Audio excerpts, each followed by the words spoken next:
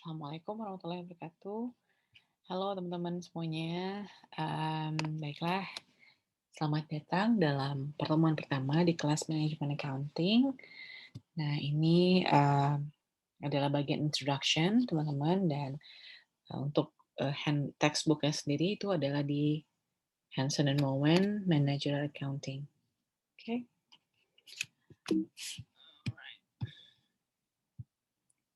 Nah, apa yang nanti akan kita cover di learning objective? So, we would like to discuss the need for management accounting information, ya, bagaimana dibutuhkannya manajemen accounting information ini, kemudian bagaimana membedakan antara manajemen accounting dan financial accounting, ya, akuntansi manajemen dan juga akuntansi keuangan. Kemudian provide a brief historical description. Jadi di sini kita juga nanti akan teman-teman diharapkan untuk bisa mendeskripsikan sejarah dari manajemen accounting ini, gitu ya. Nah, kemudian juga seterusnya harapannya teman-teman bisa mengidentify fokus dari manajemen accounting currently, gitu ya, saat ini. Kemudian yang kelima adalah mendeskripsikan peran dari manajemen akuntan, ya, akuntan manajemen dalam organisasi. Oke, kemudian juga yang keenam itu teman-teman diharapkan untuk bisa mengerti important dari ethical behavior, ya, karena ini juga hal yang sangat penting ya teman-teman ya, berbicara tentang etik karena itu salah satu core value yang teman-teman harus punya gitu ya sebagai nanti ketika menyelesaikan studi sebagai akuntan gitu or manager mungkin. Kemudian juga nanti akan dijelaskan sedikit ada 3 bentuk sertifikasi yang available untuk manajemen akuntan gitu ya. Jadi untuk akuntan manajemen. Oke. Jadi ini adalah objektif dari manajemen accounting ya teman-teman ya. Tadi kan kita di awal tadi itu dibahas bahwa have to go back here. Nah, katakan bahwa kita tadi harapannya bisa untuk mengidentifikasi atau menjelaskan apa sih sebenarnya kebutuhan dari informasi akuntansi manajemen ini. Nah, jadi sistem informasi akuntansi manajemen ini teman-teman itu dia menyediakan informasi yang dibutuhkan untuk memenuhi tujuan manajemen tertentu. Ya, jelas kan? Jadi sistem informasi akuntansi manajemen ya berarti informasi yang dibutuhkan untuk ada kegiatan atau tujuan-tujuan manajemen, misalnya ingin mengetahui biaya, ya dalam hal ini kan, apa sih sebenarnya manajemen objektifnya. Nah, jadi dalam sistem informasi akuntansi manajemen itu sebenarnya kegiatan-kegiatan yang dilakukan itu antaranya misalnya mengumpulkan data, kemudian mengukurnya, kemudian menyimpannya, menganalisis, gitu kan, sehingga nanti dibuat laporan dan digunakan untuk mengelola informasi, gitu ya. Informasinya apa aja ya? Berarti terkaitan dengan peristiwa ekonomi ya. Nah, oke, berarti ada 3 di sini yang kenapa sih sebenarnya sistem akuntansi manajemen ini dibutuhkan gitu ya kan. Pertama ya untuk menyediakan informasi yang berkaitan dengan ini teman-teman costing services. Kaitan dengan biaya jasa, kemudian produk ya, kemudian objek lain yang ditentukan oleh manajemen itu sendiri. Nah, yang kedua apa? Planning, controlling, evaluating, and continuous improvement. Berarti ini berkaitan dengan bagaimana nanti dalam manajemen accounting ini akan banyak berbicara tentang perencanaan, ya, kemudian pengawasan atau pengendalian, kemudian mengevaluasi dan juga ada perbaikan yang berkelanjutan begitu. Nah, yang paling penting di sini juga tidak kalah penting yaitu berkaitan dengan decision making atau pengambilan keputusan. Ya, jadi ini merupakan 3 objektif ya. Hal ini menunjukkan bahwa manajer gitu atau mungkin user yang lain itu dia perlu memiliki akses untuk bisa menuju kepada sistem informasi akuntansi manajemen ini, teman-teman ya. Nah, jadi sistem informasi akuntansi manajemen itu berarti dalam hal ini dia bisa mengidentify dan menyelesaikan masalah gitu ya, mengevaluasi kinerja gitu kan. Ya, dapat kita tadi gambarkan ya. Nah, jadi tahapannya begitu. Oke.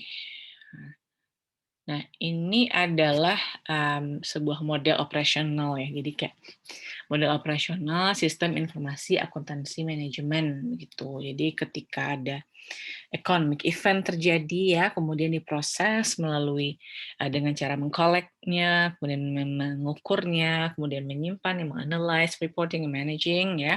Nah, informasi ini itu nanti akan ditransfer ke dalam bentuk apa? Dalam bentuk report, special report, ya kayak laporan khusus. Kemudian mungkin juga ada apa ya? Oke, jadi ini adalah model operational system informasi akuntansi manajemen ya, teman-teman ya. Jadi di sini terlihat bahwa di awal itu adalah pertama input, kemudian yang berupa economic event, kemudian diproses, kemudian jadi output, dan selanjutnya disampaikan kepada penggunanya atau user, dan kemudian kembali lagi siklusnya seperti itu, ya.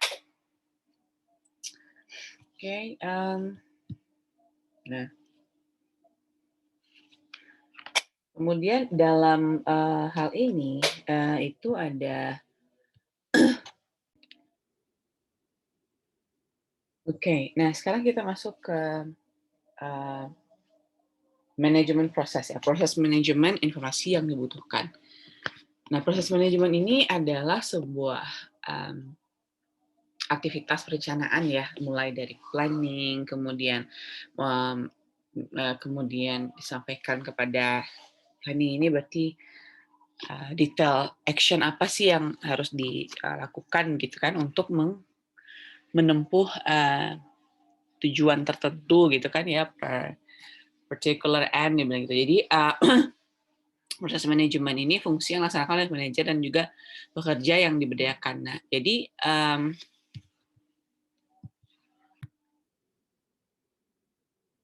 dalam hal ini berarti proses manajemen salah satunya ini ya, bagaimana memberdayakan pekerja, jadi empower gitu ya, kaitannya dengan employee empowerment.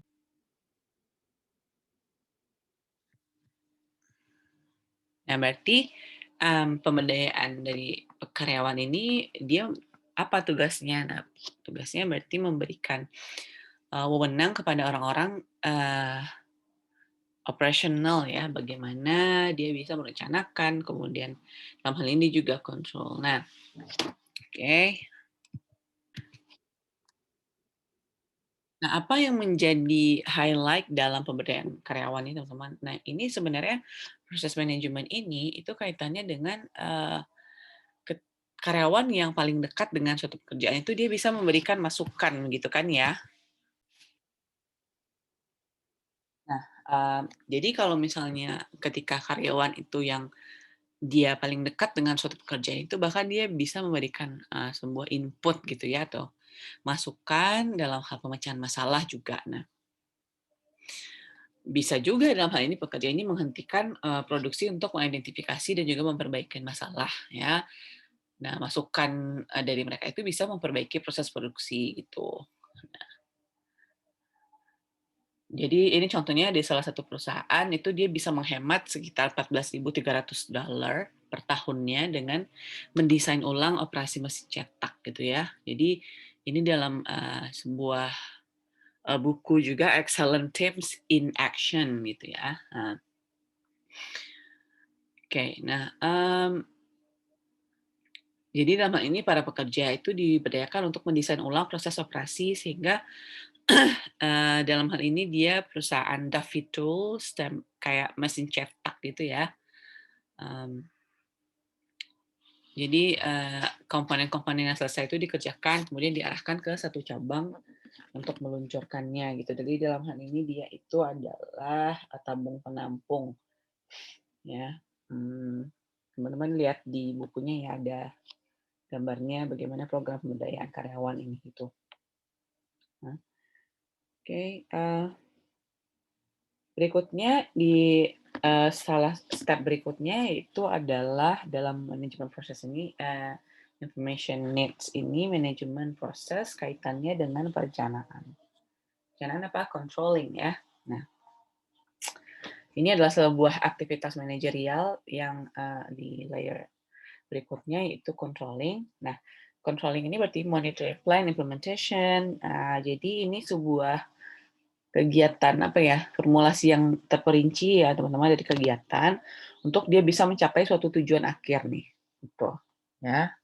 Berarti kalau perencanaan itu dia perlu ada penetapan tujuannya apa, kemudian dia identify metodenya gitu kan ya untuk mencapai tujuannya gitu. Oke, jadi employing corrective action katanya. Misalnya sebuah perusahaan nih dia pengen naikin profitabilitasnya dengan meningkatkan apa kualitas produknya secara keseluruhan gitu. Nah, kalau melalui peningkatan kualitas produk, perusahaan itu bisa nih mengurangi adanya ya nggak adanya keluhan dari konsumen, dia bisa kurangin ya kan, apalagi kemudian, dia nggak perlu bekerja ulang lagi untuk trial and error kayak gitu kan.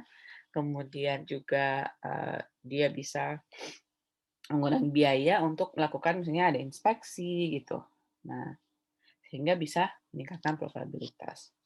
Nah, terus gimana manajer ini bisa mencapai begitu ya, peningkatan kualitas ini, profitability ini ya, jadi manajer ini dia harus mengembangkan rencana yang ketika misalnya diimplement, itu akan mengarah pada, pencapaian tujuan yang dia inginkan gitu.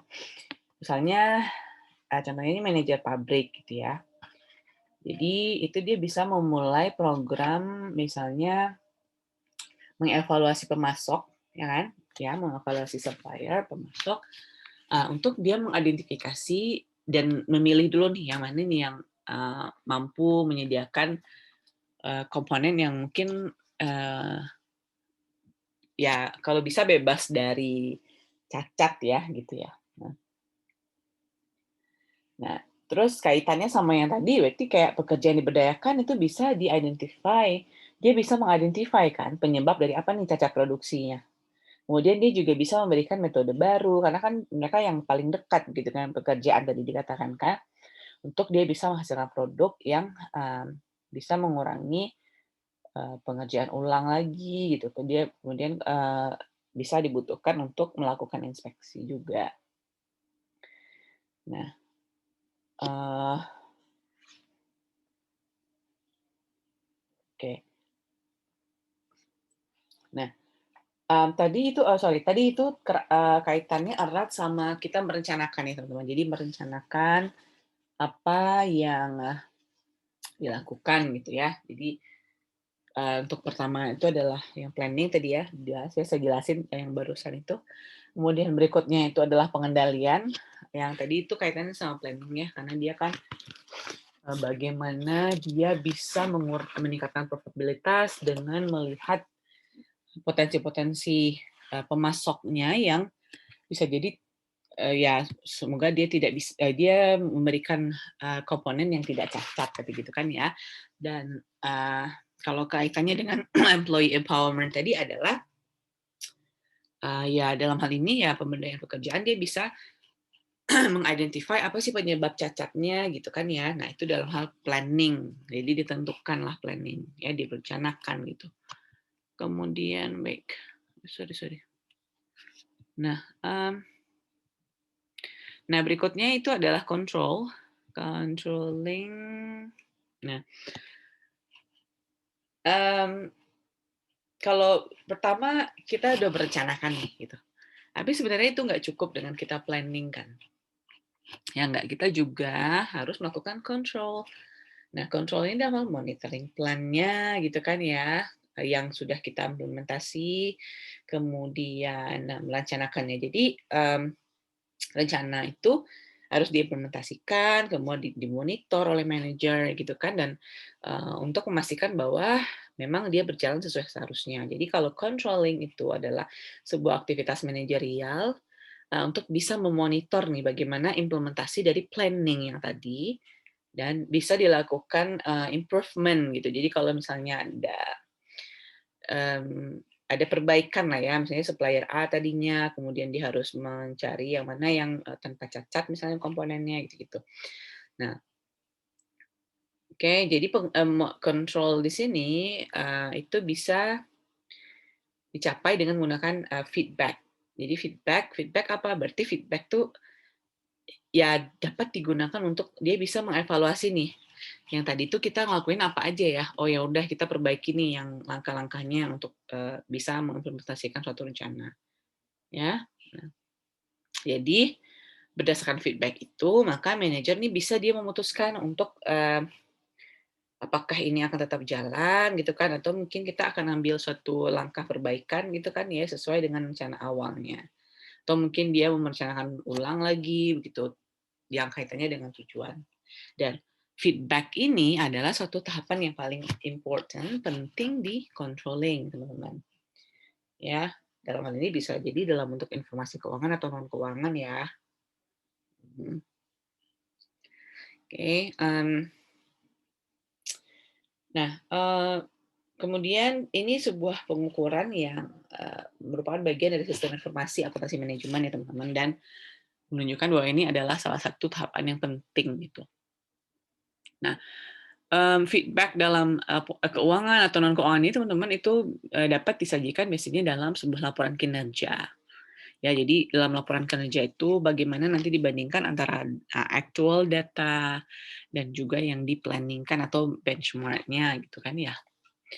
Oke, berikutnya itu decision making. Decision making ya, choosing among comparing alternative. Jadi prosesnya itu bagaimana nanti manager gitu ya, dia bisa memilih beberapa alternatif dalam mengambil keputusan. Dan ini tentunya juga melengkapi dari perencanaan dan pengendalian ya. Dia tidak bisa, kalau misalnya manajer itu tidak bisa buat rencana tanpa dia mengambil keputusan. Jadi dia harus milih nih. Jadi dari beberapa tujuan, metode itu dia harus dipilih. Ya, hanya satu yang dipilih kan. Nah, jadi sistem informasi akuntansi manajemen di sini perannya itu lebih kepada menyediakan informasi yang memudahkan untuk manajer melakukan pengambilan keputusan. Ya. Oke, ini erat kaitannya teman-teman sama nanti saya akan kasih teman-teman tugas ya untuk berkaitan dengan teori ini. Nah, kemudian berikutnya, nah ini adalah ya informasi yang needed. Nah, ini, sorry. Nah, sekarang kita masuk kepada tujuan yang berikutnya, yaitu bagaimana teman-teman bisa membedakan antara akuntansi manajemen dan akuntansi keuangan. Kalau akuntansi keuangan apa di sini? Ya, akuntansi keuangan itu adalah untuk external user, ya kan? Kemudian ada rules and regulation-nya. Managerial accounting untuk internal users yang berkaitan dengan bagaimana dia plan, control, and make decision. Jadi 3 tahapan penting tadi itu kan ya, yang juga ada dalam managerial accounting itu. Nah, kalau financial accounting itu teman-teman udah tahu juga ya, ini lebih kepada bagaimana financial accounting information ini bisa digunakan oleh external user, gitu ya. Misalnya dalam hal ini ya untuk kayak ini kan misalnya menyusun laporan ya keuangan untuk investor, lembaga pemerintahan kayak gitu ya. Ya, jadi kalau misalnya akuntansi manajemen itu lebih kepada memberikan informasi kepada pengguna internalnya gitu kan, kayak manajer, pekerjanya gitu kan. Nah, dalam hal ini dia berarti identify nih, yang tadi ada siklus yang manajemen users need tadi teman-teman. Ya, dia bisa merencanakan, dia mengambil keputusan gitu. Oke. Nah, berikutnya ini adalah tabel tentang perbandingan ya. Ya, ada perbedaan yang bisa di-identify nih teman-teman. Ada beberapa, ada 6 ya. Oke. Nah, pertama yaitu fokusnya. Kayak tadi yang saya sudah sampaikan. Oke, sekarang kita coba lihat satu-satu. Pertama yaitu adalah fokus kepada pengguna ya, use. Jadi fokusnya gitu kepada siapa. Jadi penggunanya untuk reputasi manajemen itu berarti berfokus pada kebutuhan informasi dari pengguna internal gitu ya, sedangkan akuntansi keuangan dia fokusnya kepada informasi bagi external focus ya. Tadi kan udah dibahas ya internal tuh siapa dan eksternal siapa. Internal berarti itu kayak dari sisi manajernya, kemudian karyawannya. Kalau external focus berarti investor dalam hal ini ya untuk akuntansi keuangan. Nah, kemudian berikutnya adalah di manajemen accounting itu dia tidak ada mandatory rules. Jadi no mandatory rules. Kalau misalnya financial accounting dia harus follow externally imposed rules. Nah, maksudnya di sini apa? Kalau dalam akuntansi manajemen itu tidak ada teman-teman prinsip-prinsip akuntansi ya yang akan diimplementasikan gitu. Tapi kalau misalnya uh, kayak ada Financial Accounting Standard Board, itu kan prosedur akuntansi itu yang harus diikuti dalam pelaporan keuangan. Nah, um, dan kalau misalnya berkaitan dengan financial accounting itu juga nilai harus jelas gitu kan ya, harus jelas berapa nilainya, apakah ini menggunakan historical, kemudian apakah dia menggunakan fair value method gitu kan ya. Nah, kemudian dalam hal ini berarti hanya kegiatan ekonomi yang bisa qualified nih teman-teman, yang bisa dimasukkan ke dalam sebuah prosesnya. Kemudian dalam akuntansi manajemen ini dia tidak punya semacam lembaga yang mengatur apa formatnya, apa isi, kemudian apa nih aturannya gitu kan, yang kaitannya erat dengan input, proses, kemudian penyusunan laporan keuangan. Jadi bebas aja nih manajernya mau pilih informasi apa yang mereka inginkan gitu kan, asal ini bisa diakui gitu kan atas dalam hal dasar analisis biaya manfaat atau cost benefit analysis. Nah, jadi untuk mempresent misalnya sebuah laporannya itu tidak perlu mengikuti standar yang baku gitu ya untuk di manajemen accounting. Nah, berikutnya adalah lebih kepada lebih kepada ini ya jenis informasinya ya information-nya. Nah, kalau dalam akuntansi keuangan itu lebih kepada menghasilkan informasi yang objektif ya teman-teman. Kemudian dia juga bisa di-verify. Nah, kalau misalnya akuntansi manajemen itu dia informasinya nggak hanya dalam hal financial information, tapi juga non-financial information. Ya kan? Jadi dalam hal ini ketika kita bicara tentang non-financial information berarti ada sebuah informasi yang subjektif. Ya, subjective information. Berikutnya adalah emphasize on the future. Jadi ini kaitannya dengan orientasi ya, orientasi waktunya ya teman-teman ya. Nah, tadi yang saya sudah singgung juga sedikit bahwa kalau akuntansi keuangan itu dia lebih kepada bagaimana orientasinya tuh historis gitu. Ya, jadi fungsinya itu dia mencatat, kemudian dia melaporkan kegiatan yang sudah terjadi.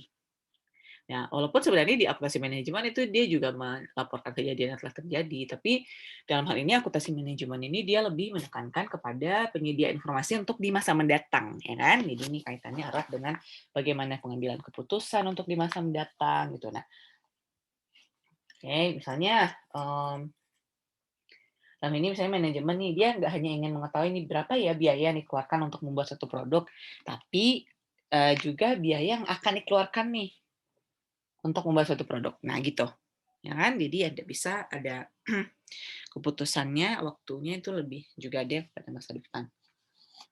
Oke. Nah, ketika misalnya diketahui ini berapa biaya dikeluarkan untuk bisa membeli bahan gitu kan, dan berapa nih harganya ya gitu kan, penetapan harganya kita bisa pilih segala macam. Nah, ini dibutuhkan nih yang future oriented ini karena Ini salah satu poin yang dibutuhkan untuk mendukung fungsi manajerial dari perencanaan dan juga pengambilan keputusan. Gitu ya, teman-teman ya. Sorry, skip. Nah, lanjut berikutnya adalah kepada ini ya, evaluation, internal evaluation, and decision based on very detailed information.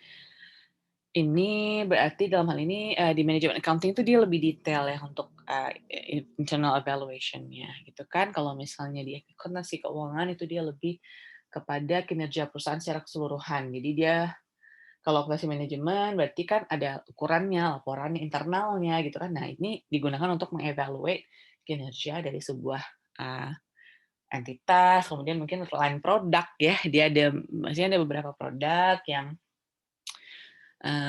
ya yang satu line bisnisnya mungkin tidak terlalu jalan gitu kan, kayak misalnya kayak ada Paragon Corporation gitu, dia kan ada kayak produk kosmetik misalnya, kayak ada Wardah, kemudian dia bikin lagi line bisnis yang lain gitu. Nah, bisa jadi ada satu line bisnis yang tidak terlalu familiar, mungkin teman-teman tahunya ya oke, cuma Wardah aja nih yang familiar gitu kan ya, padahal di situ mereka juga bikin satu line yang bisa untuk menengah ke atas tuh kayak makeover gitu ya. Nah itu. Nah, oke gitu ya. Jadi berikutnya adalah lebih kepada keluasan. Jadi kayak broad gitu ya, atau self-contained, lebih detail. Jadi akuntansi manajemen ini lebih broadly lagi teman-teman, lebih luas daripada akuntansi keuangan gitu ya. Karena dia di sini ada aspek-aspek manajerialnya, ya, kemudian ada ilmu manajemennya. Jadi kalau pada soal accounting kan kayak tadi juga informasinya fokus ke financial information only, ya. Namun sebenarnya dalam hal ini manajemen accounting dan financial accounting ini bukan hal yang berbeda ya teman-teman ya. Maksudnya bukan hal yang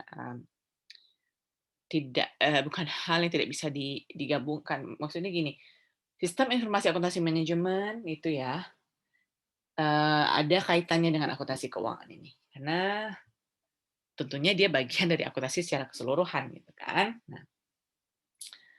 Nah, dan laporan dari akuntansi manajemen dan keuangan ini bisa juga diambil sebagai data ya untuk mendukung kebutuhan penyusunan laporan akuntansi keuangan juga tuh. Nah, oke. Nah, kemudian misalnya nih ketika di dalam akuntansi manajemen itu dia harus tahu nih profitable perusahaannya secara keseluruhan gitu kan. Nah, berarti gimana sistemnya itu bisa didesain untuk dia bisa menyajikan berapa nih laba totalnya gitu kan. Jadi dalam hal ini sistem akuntansi itu dia harus mampu menyediakan informasi yang sesuai dengan kepentingan yang berbeda pula gitu. Oke. Nah, oke. Bentar ya. Nah, sekarang kita masuk ke yang ketiga, itu kita mengetahui bagaimana sih sejarah dari akuntansi manajemen ini gitu ya. Jadi nah ini adalah sejarahnya teman-teman ya, secara singkat briefly aja. Kebanyakan dalam prosedur perhitungan biaya produk, akuntansi manajemen itu dikembangkan di tahun 1880 ya sampai 1925 gitu. Jadi hal ini lebih kepada fokus product costing ya kan, kepada biaya produk, kemudian menelusuri berapa nih tingkat laba perusahaan nih ke tiap produknya gitu ya, dan itu sebenarnya informasinya digunakan untuk mengambil keputusan strategis. Nah, oke. Nah, tapi penekanan itu tuh mulai di left behind ya, teman-teman. Jadi itu ditinggalkan ya sejak tahun 1925 dengan munculnya sebuah perhitungan biaya persediaan atau inventory costing. Jadi inventory costing ini bagaimana nanti biaya manufakturnya bisa dialokasikan ke produknya sendiri itu kan. Nah, agar biaya persediaan itu dia dapat dilaporkan ke pengguna eksternal laporan keuangan perusahaan. Nah, Jadi dalam hal ini pelaporan keuangannya itu telah menjadi ini ya, pendorong untuk mendesain sistem akuntansi biayanya. Ya. Kemudian, jadi sepanjang perusahaan dia memproduksi produk yang sejenis, ya dia butuh sumber daya pada tingkat yang mungkin dia hampir sama nih, atau informasi biaya rata-ratanya berapa gitu kan ya. Nah, kemudian walaupun misalnya ada banyak nih ragam jenis produknya gitu kan, kebutuhan informasi yang lebih akuratnya itu nggak sebanding dengan biaya yang dibutuhkan dalam menyediakan informasinya gitu. Nah, kemudian berikutnya itu adalah di tahun 80-an ya. Nih, needs improvement. Jadi praktek akuntansi manajemen yang tradisional itu dia dianggap tidak bisa lagi untuk melayani kebutuhan manajerial yang ternyata sebenarnya banyak gitu. Ya kan? Banyak beberapa pihak dia menyatakan bahwa sistem akuntansi manajemen yang ada itu udah nggak berguna lagi gitu kan ya. Nah, perhitungan biaya produk tadi teman-teman ya, kemudian sumber dayanya lebih akurat juga. Nah, ini dibutuhkan untuk manajer bisa meningkatkan kualitas dan produktivitasnya gitu. Ya. Oke. Jadi ini sebuah apa ya?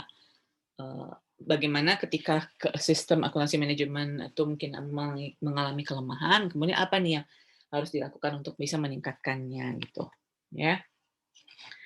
Nah, itu tadi yang kaitannya dengan yang sejarahnya. Nah, sebenarnya apa sih fokus akuntansi saat ini, manajemen akuntansi ini saat ini gitu kan?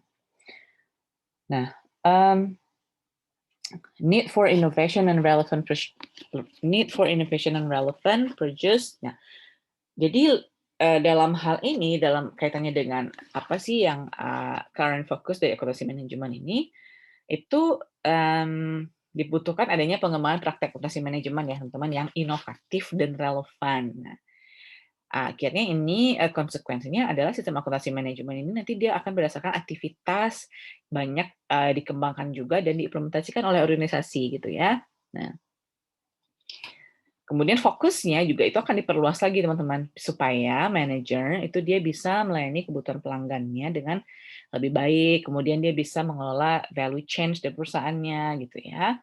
Kemudian berapa nih waktu, efisiensi, kualitas untuk dia bisa memproduksi suatu produk dan dia bisa mempertahankan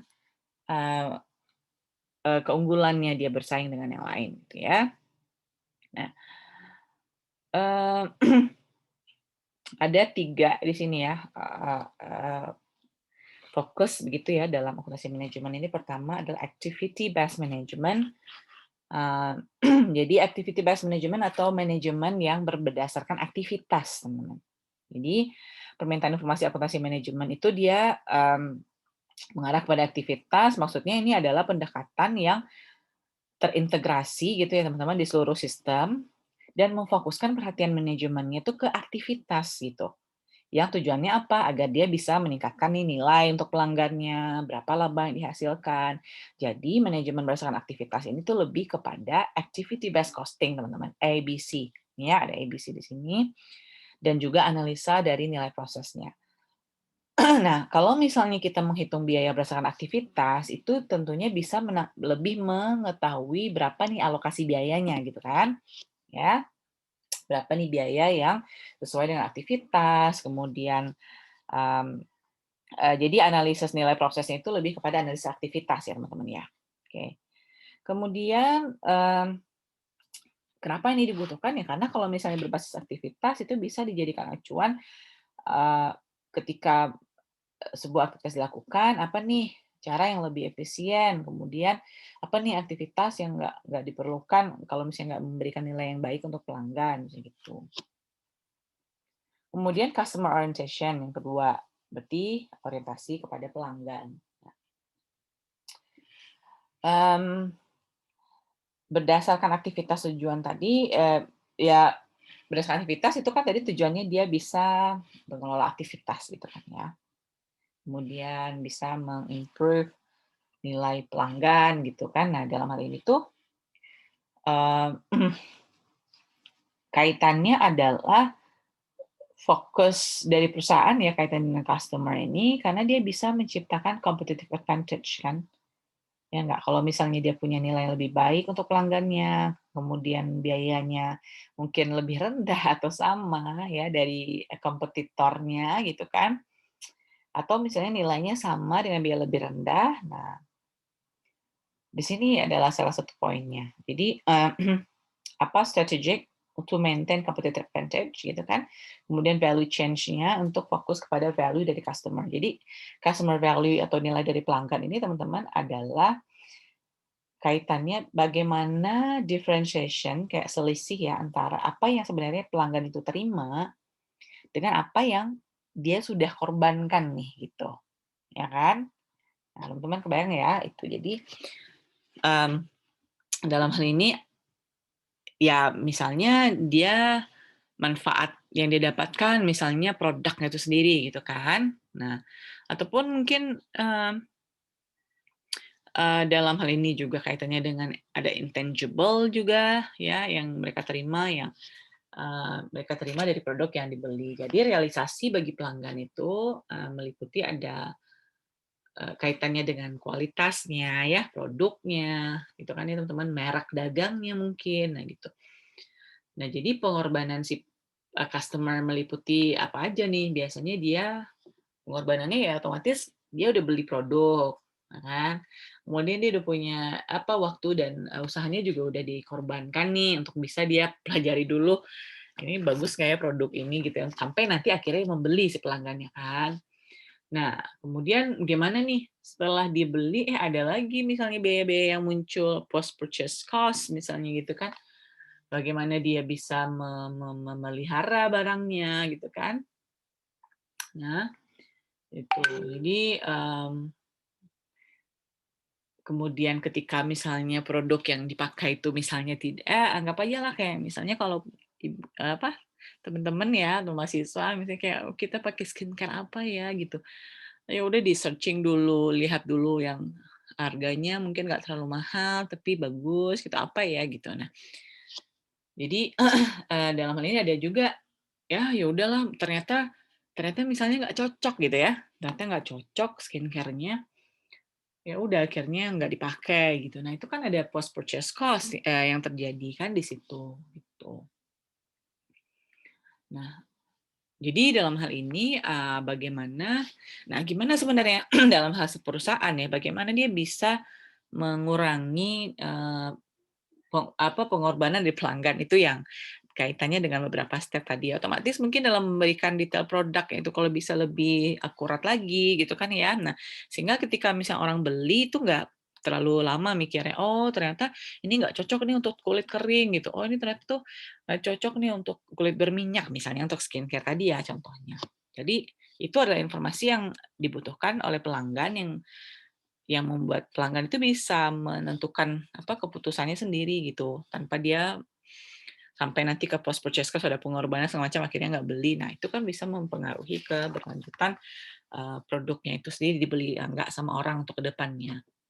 Kemudian, berikutnya adalah setelah, mmm, kita berbicara tentang ini ya, eee, ada namanya di sini, setelah customer orientation. Oke, berikutnya adalah fokus kepada cross functional perspective. Ini bagaimana value change ya, penting dari bagaimana awalnya di manufacturing, kemudian habis itu dipasarkan kepada konsumen gitu kan. Nah, ini adalah salah satu current focus dalam jadi lebih kepada bagaimana melihat value change-nya ya. Nah, jadi bagaimana ya otomatis itu harus, butuh informasi yang juga akurat di awal gitu kan ya, sehingga nanti sistem akuntansi manajemen ini itu bisa dia menelusuri nih, aktivitas yang tersebar dalam, rantai nilai internal itu sendiri. Oke. Nah, jadi industrial value chain di sini itu adalah sebuah aktivitas yang dia menciptakan sebuah nilai ya teman-teman. Jadi saling berhubungan, kemudian dia misalnya mulai dari bahan bakunya hingga nanti dia pakai nih produknya gitu. Nah, Oke. Ada nggak ya contohnya di sini yang nah, this one. Ini ya, ini adalah industrial value change. Oke, nah ini yang tadi ya teman-teman, lanjutan dari yang tadi, bagaimana dibutuhkan adanya innovation and relevant gitu kan ya. Nah, jadi sekarang kita berbicara tentang industrial value change. Nah, ini adalah sebuah tadi yang saya bilang rangkaian aktivitas ya. Jadi dia saling berhubungan. Nah, contohnya misalnya ini adalah planting, cultivating. Ini contohnya perusahaan industri perkebunan apel. Teman-teman ada apples kan, distribution of apples. Apel ini ya, perkebunan apel. Nah, jadi perusahaan jadi gini, dalam hal ini kan beda-beda ya. Firm A ya mungkin dia dari planting, kemudian ada juga mungkin perusahaan yang dia cuma berhenti di sini nih sampai dia mendistribusikan apple-nya. Kemudian ada juga yang masuk kepada pembuatan apple sauce production. Apple sauce itu digabung tulisannya. Apple sauce production, dibikinlah saus apel misalnya gitu kan. Nah, jadi ini kan terlihat ya berbeda. It's 6 hours. Berbeda ya, apa namanya, rantai nilai ini itu tergambar ya teman-teman ya. Nah, jadi pemilahan rantai nilainya ke dalam berbagai aktivitas itu yang penting adalah dasar dari kesuksesannya itu, gitu kan ya. Nah. Oke, nah ini adalah ya critical, strategic, dan juga link dengan value creating activities untuk raw material ya sampai nanti kepada final product. Oke, jadi ini kalau misalnya dalam hal ini mungkin itu ada value chain atau lebih kepada internal juga teman. Kalau internal berarti kaitannya dengan kegiatan yang dilakukan dalam rantai industrinya aja, internal gitu kan. Tapi kalau misalnya kaitannya dengan eksternal berarti itu adalah bagaimana nanti hubungannya dengan pemasok gitu kan, pemasok, kemudian pelanggannya, and use customer. Jadi dalam hal ini berarti pertalian eksternal ini juga disebut juga pertalian untuk yang supplier kali ya, dan juga pelanggan gitu. Nah, tujuannya ya untuk mencapai yang bagaimana hal ini tuh sebenarnya semua linkage atau hubungan itu agar bisa dicapai sebuah strategic decision ya kan oleh manajemen. Nah, ini oke. Nah, ini sebenarnya juga erat kaitannya dengan supply chain management juga ya teman-teman. Jadi bagaimana mengelola dari bahan bakunya, kemudian pemasoknya, kemudian nanti gimana bahan bakunya ini bisa menjadi barang jadi, dan kemudian didistribusikan kepada pelanggannya gitu kan. Nah, ini tentunya perusahaan juga harus bisa mengelola hal ini. Oke. Nah, ini ada oke. Nah, ini kaitannya tentang bagaimana ini ya. Tadi tuh ada satu yang ke-skip ya teman-teman, coba kita lihat ya. Nah, ini sebuah need for innovation and relevant produce.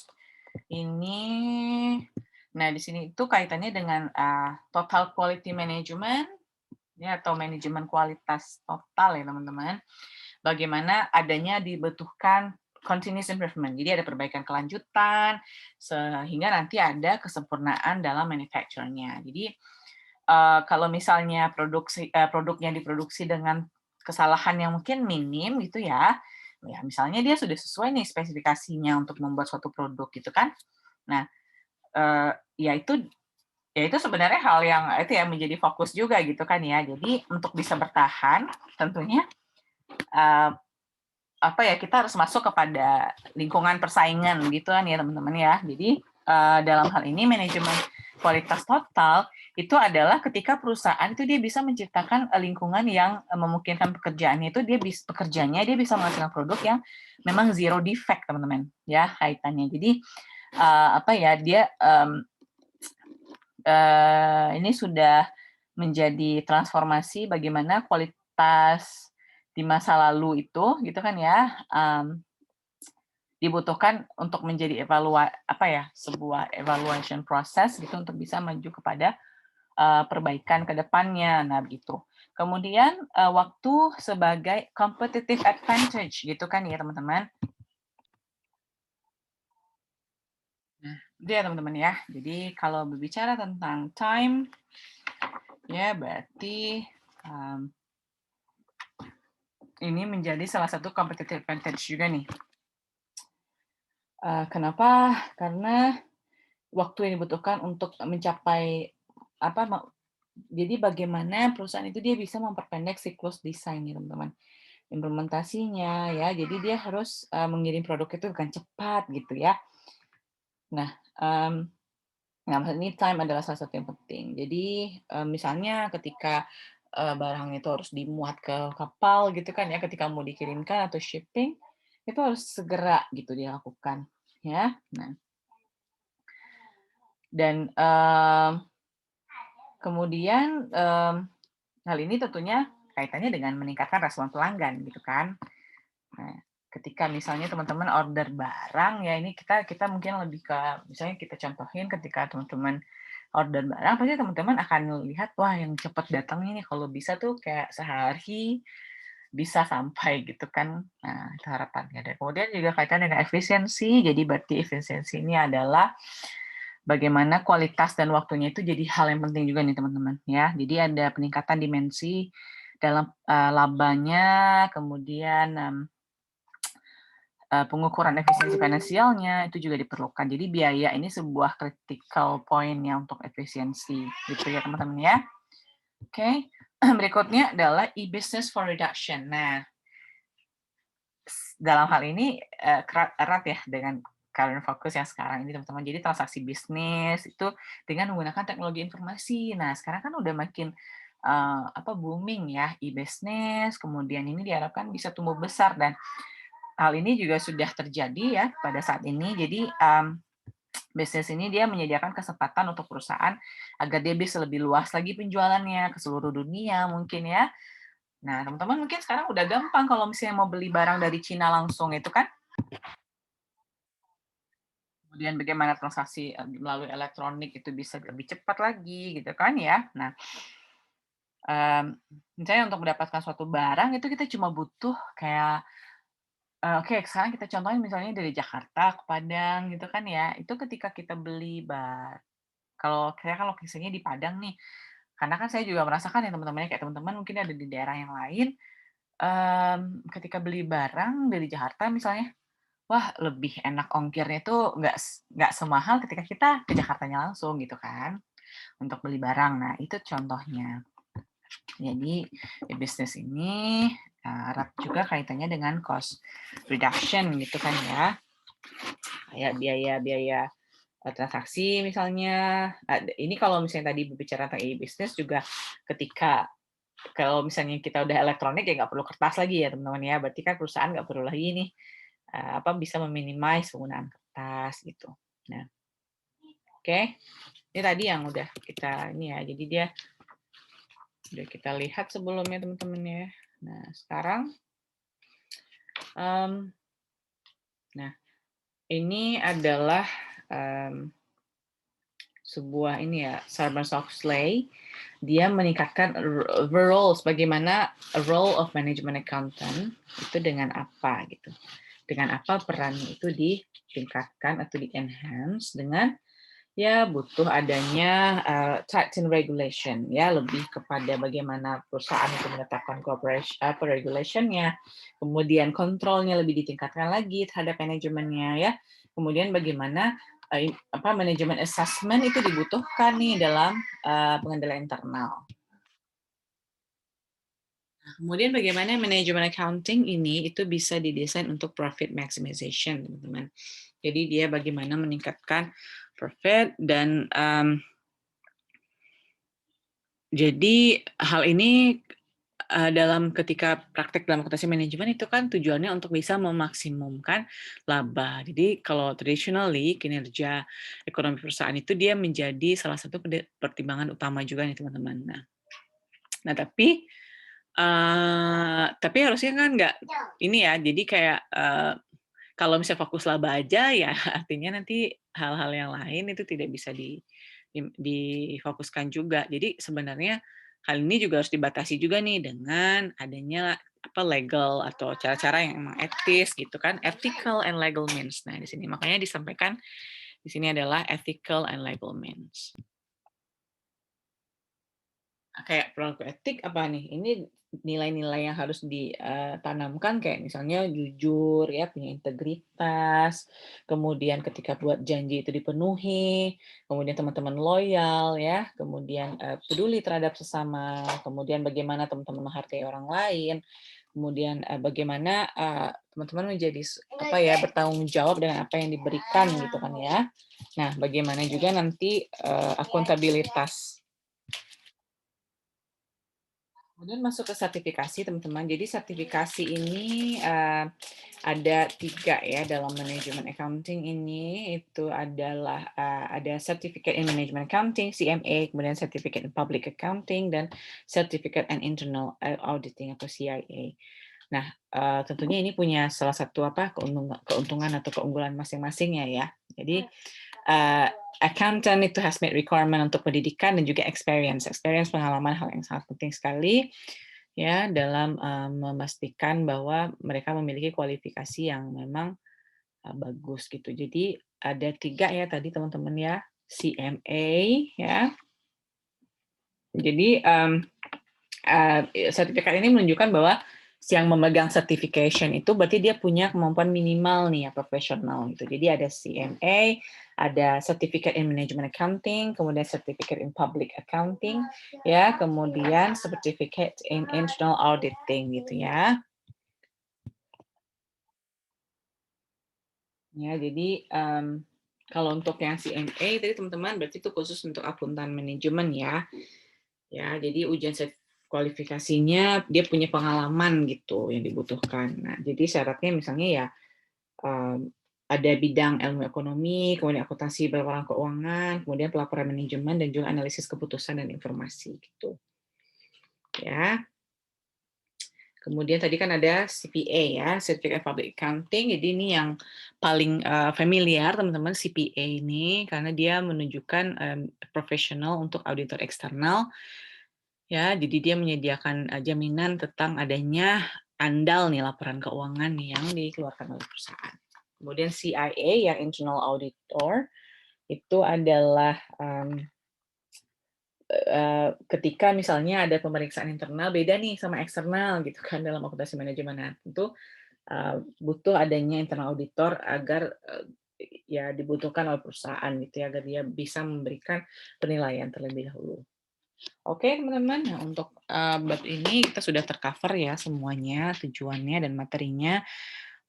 Semoga teman-teman bisa ngulang-ngulang ini lagi dan paham dengan apa yang sudah disampaikan di introduction atau basic dari management accounting ini. Baik, terima kasih. Assalamualaikum warahmatullahi wabarakatuh.